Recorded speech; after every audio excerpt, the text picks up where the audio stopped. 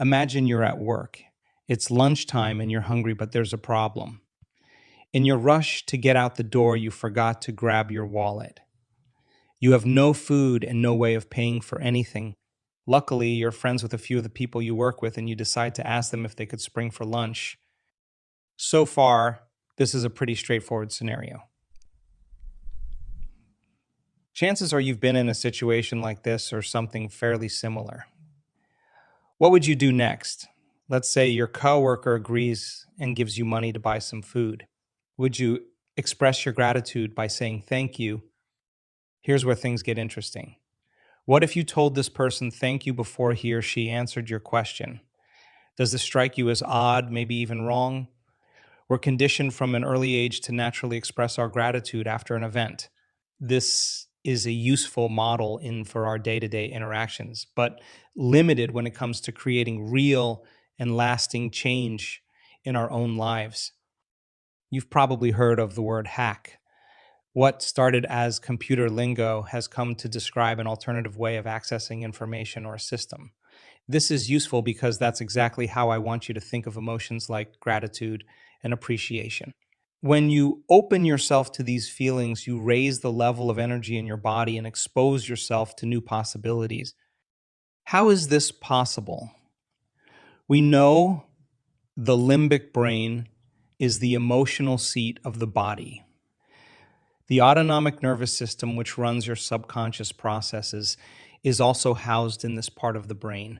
Over time, you've developed a familiar set of habits that lead you to the same experiences, which produce the same chemicals, which create the same emotions. You're in a constant loop of accessing your system in the same way. What happens when you feel gratitude? When you get what you want, you're likely happier and more receptive to the world. At this moment, the elevated emotion you're feeling has pulled you from your predictable routine. Now, if we can feel this way after the fact, there's no reason it can't happen beforehand. How do we tap into this energy and use it to create change? First, start with a clear intention. What is it that you want to see happen? Maybe you'd like to get a new job that pays better and gives you more control over your time.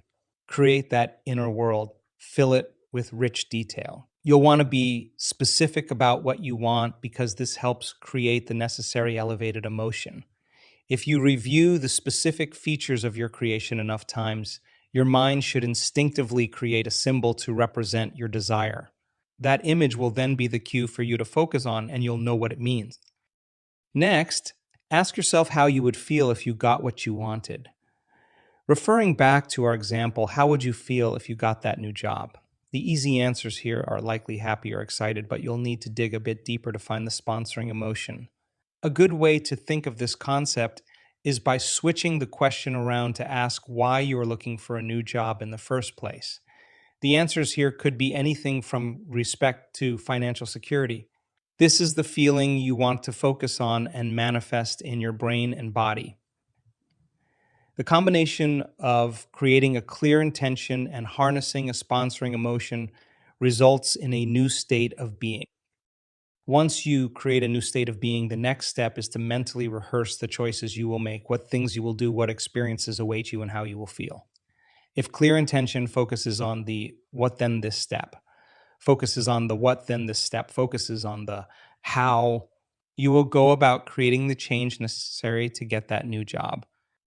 Soon, your body and mind will respond as if the event or experience has already happened. You'll be flooded with the same chemicals that are normally released when you feel grateful, only this time you're drawing the possibility to you. You are doing it properly when you feel like the event has already happened. That's gratitude. Don't try and control the outcome. If you do this, then you'll be drawn back into your old habits. You will get that new job, but the how and when are yet to be determined. I want to challenge you. Now that you understand the concept, it's time to put it to work. Start with something small. Keep in mind this is a new way of experiencing the world, so it will take time. Focus on maybe being grateful for getting a compliment you haven't yet received or a sunny day that hasn't happened yet. use the outline I provided and see where it takes you. Be sure to keep me updated on your progress.